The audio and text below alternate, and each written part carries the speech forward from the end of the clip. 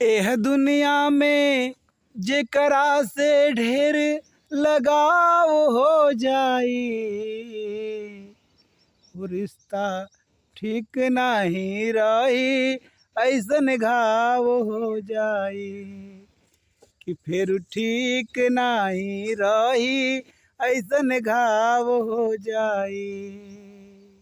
बच के बचा के नेह लगा के कसहूँ सरक जाए के बा, प्रीति के रीति न साचाई हवा, बात समझ जाए के बा।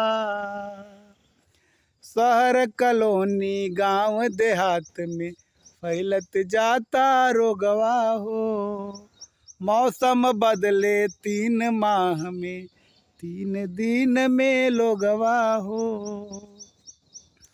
कहाँ छिपैब कैसे लुकैब नाव हो जाई, फिर ठीक नहीं होई, ऐसन घाव हो जाई। वो रिश्ता ठीक नहीं रही, ऐसन घाव हो जाई।